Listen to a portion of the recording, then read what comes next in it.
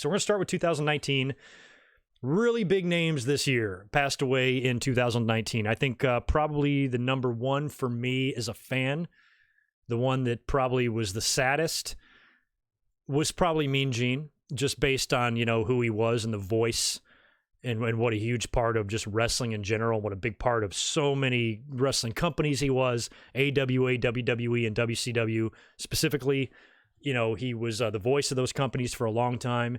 He was synonymous with wrestling. Even outsiders know who Mean Gene is. All of his interviews with Hulk Hogan and him being such a big part of wrestling. To me, he made a bigger mark than anybody else on this list. But number 1A would probably be Harley Race.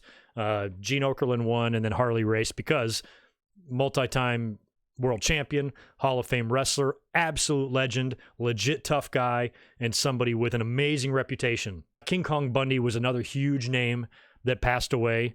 Main evented WrestleMania 2 with Hulk Hogan in the cage. Pedro Morales, who was the first ever Grand Slam champion, Intercontinental World title holder and tag team title holder in the WWE, and another guy that just doesn't get enough due. When it comes to the 1970s, aside from Bruno, I challenge you to find someone more over than Pedro. But again, with Gene and Harley and Pedro, they were old. They lived long, happy lives. Somebody who didn't live a long, happy life was Ashley Mazzaro, who hung herself. And when I wrote down the list of a lot of these deaths over the last 10 years, I would say close to a half a dozen of them are suicides. And Mazzaro's was just really fucking sad. So that was a shame. That was a tough one to swallow this year. Most recently, we lost Moondog Rex.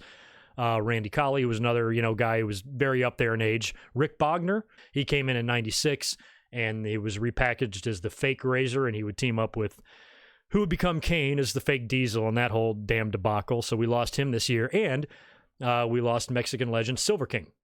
So those were some pretty big deaths in 2019 alone. But get a load of this. Now, I just wrote these names down. I didn't write the year. Some of these years I might remember in my head, but I just wrote down the list of names. These names passed away anytime between 2010 and yesterday. Okay, these are the names I have written down. And are you ready for this? But number one, top of my list, easily, you guys know what I'm going to say, Macho Man Randy Savage. Died in 2012. Aside from Bret Hart, he was my favorite wrestler. Like, as far as what the epitome of a pro wrestler should be, what I remember of my childhood and how over the top he was and how much I liked him and how athletic he was. He was so different than, some others because he was very smooth, I guess is the best way to describe him. He was smooth, so just fluent in everything he did. He was so athletic, so fun to watch, and he was such an over-the-top character. Every bit as much as Hulk Hogan. People who aren't wrestling fans know who Macho Man Randy Savage is. Even without the Slim Jim commercials, I still think the majority of the population would know who he is because you can't miss him. Even if you're flipping channels and you see that fucker one time, you're going to remember him forever. In terms of my wrestling fandom and what he meant to me personally, he's got to be the number one on the list as far as like deaths of the decade. But Bruno is a close number two. I mean, Bruno might be arguably the biggest name because how over he was and how long he held the title and what a big part of the early days of the WWF he was and how the company wouldn't be here today without Bruno. He could be the top name on this list as far as the overall biggest name to pass away. Savage might be more of a household name than Bruno, to the more modern audience, maybe, but Bruno was huge.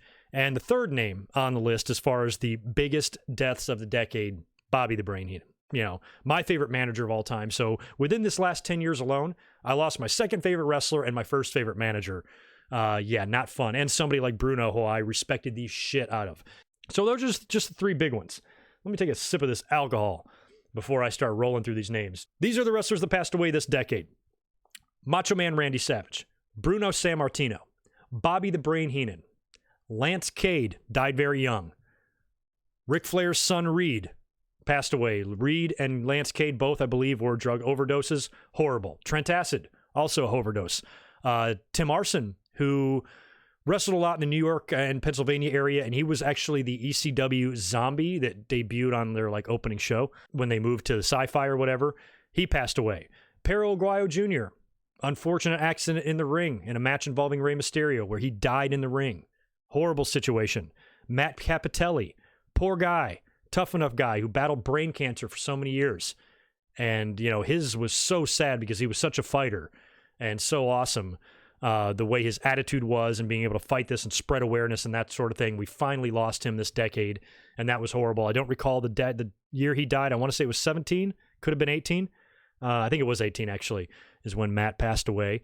Chris Kanyon, also died of suicide, and he had a lot of troubles as well, and his story is an extremely sad one that I don't like to think about. Luna Vachon also passed away, I believe, of a drug overdose. Hector Garza. We lost Mabel, Big Daddy V, a.k.a. Viscera, as well. Sean O'Hare, another suicide.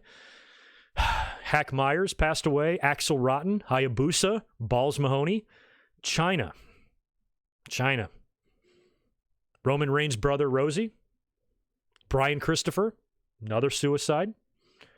Mike Shaw, who I remember watching from Stampede Wrestling as Muck and Singh, would come to the WWE to be Bastion Booger and Friar Ferguson. We lost him. Doug Furness, power lifter, as Jim Ross would say, and also the possessor of one of the best drop kicks I've ever seen in wrestling. To me, it's a short list of greatest drop kicks ever. Doug Furness, Jumping Jim Brunzell, Bob Holly, Randy Orton would probably be on my short list of the greatest drop kicks I've ever seen. Brad Armstrong also passed away. He didn't have a terrible drop kick either. What a worker, man. Brad was so good. Might have been, of the brothers, might have been the best one. Not the most successful, but the best in the ring. Paul Bearer, longtime manager of The Undertaker, of course, passed away. Al Green. Matt Bourne, who had his own troubles, but Matt Bourne was the original Doink in WWE. I mentioned the Ultimate Warrior earlier on. That's a huge name as well that passed away under such crazy circumstances. Like I mentioned, going to the Hall of Fame and then dying the next day. Just still eerie as hell. The Gigolo, Jimmy Del Rey, we lost him. Tommy Rogers, Nature Boy, Buddy Landell, Timothy Well. Actually, I think both members of Well Done are passed away. Nicole Bass. And here's a name that I had forgotten about, and it was sad when I was making my list. It was like hearing it twice because there's so many deaths that I forget. And I completely forgot that Tom Zink passed away. Brickhouse Brown as well passed away. Chris Champion, Max Muscle, if you remember him from WCW. We also lost Oliver Humperdinck. We lost Mike Graham, son of Eddie Graham. Mike Graham also passed away of a suicide. A lot of suicides on this list. And his dad, Eddie, took his own life as well. Just sad family story. Very eerily similar to the Von Erichs, just fucked up. We lost Stagger Lee. Lee Marshall passed away. He was the voice of Tony the Tiger on the Frosted Flakes commercial and did a lot of work for WCW. We lost Roddy Piper, and I should actually move Piper up to my list with Savage and Heenan and Bruno because Piper meant a shit ton to me as a kid. And that one was a tough one to swallow as well. We lost Iron Mike Sharp. Great jobber, man. Mike Sharp was awesome. So many memories of him. We lost Big Van Vader, Jim the Anvil Neidhart. We lost the Dynamite Kid, Ivan Koloff, who used to live in my hometown, or one of the towns I lived in Greenville, North Carolina. Nikolai Volkov passed away. Chief J. Strongbow, Red Bastien, Jackie Fargo, Ox Baker, Vern Gagne, Frenchie Martin, Billy Robinson, who was one of my favorite wrestlers from the AWA. His matches were so unique. So he was just so freaking stupidly athletic, and he had good matches. Nick Bockwinkel, we also lost. We lost Dusty Rhodes, right? Chavo Guerrero, Sr., passed away. Chavo Classic, Dirty Dick Slater, George the Animal Steel, Giant Gonzalez, Johnny Valiant, Luscious Johnny, Jimmy Superfly Snuka, Jose Lothario, famously trained Shawn Michaels, Mad Dog Vachon, Mr. Fuji, and the Outlaw Ron Bass.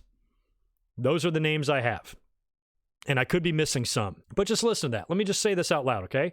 Randy Savage, Bruno Sammartino, Bobby Heenan, Lance Cade, Reed Flair, Trent Acid, Tim Arson, Perro Aguayo Jr., Matt Capitelli, Ludwig Borga, Chris Kanyon, Luna Vachon, Hector Garza, Viscera, Sean O'Hare, Hack Myers, Axel Rotten, Hayabusa, Balls Mahoney, China, Rosie, Brian Christopher, Mike Shaw, Doug Furness, Brad Armstrong, Paul Bearer, Al Green, Matt Bourne, Ultimate Warrior, Jimmy Del Rey, Tommy Rogers, Buddy Landell, Timothy Well, Nicole Bass, Tom Zink, Brickhouse Brown, Chris Champion, Max Muscle, Oliver Humperdinck, Mike Graham, Lee Marshall, Roddy Piper, Iron Mike Sharp, Neidhart, Vader, Jim Neidhart, Dynamite Kid, Ivan Koloff, Nikolai Volkov, Chief Jay Strongbow, Red Bastien, Jackie Fargo, Ox Baker, Frenchie Martin, Billy Robinson, Mae Young, forgot to mention her, Vern Gagne, Nick Bockwinkel, Chavo Classic, Dick Slater, Animal Steel, Giant Gonzalez, Johnny Valiant, Jimmy Snuka, Jose Lothario, Mad Dog Vachon, Mr. Fuji, and the Outlaw Ron Bass. Holy fuck. That's a lot of people. You would like to think that this is going to get better, but it's not. Like, now, you can kind of eliminate the people that are up there in age. People who led a long, healthy life and died in their late 70s, eliminate them from the conversation. But there are still entirely too many young people in there, especially with the Lance Cades, the Trent Acids, the Reed Flairs, the Ashley Mazzaros, Perro Aguayo, Chris Canyon, Brian Christopher, Sean O'Hare, guys like that. Just way too many names that are just way too young. But just in the last 10 years, 2010 through present day. Yeah. Man, it's just a lot, man. I mean, just so many memories I have. I mean, literally every single person that I mentioned here, I have multiple memories of, and just, I feel like pieces of us die, when these guys pass away. So the older folks, the Vern Gagnes and the Nick Bockwinkles and the Jackie Fargos and the Ox Bakers and guys like that, forget that. The people are going to die every year. People are going to get old. People are going to pass away. Happens. But I still feel like wrestling has still not quite gotten out from underneath the needless young deaths. It's one thing if you're like Matt Capitelli and you got a brain tumor, you can't help it. Perro Aguayo Jr., freak accident, shit like that. But so many needless deaths. I firmly believe that Brian Christopher, guys like Chris Canyon, especially Canyon. Think about what someone like Canyon could have to offer nowadays, being like a coach at the Performance Center or something. Think of how much value he could have just to be able to have his wrestling brain here with us still. It's rough. That's a lot of names, though. I mean, just in the last 10 years, can you believe that? My God.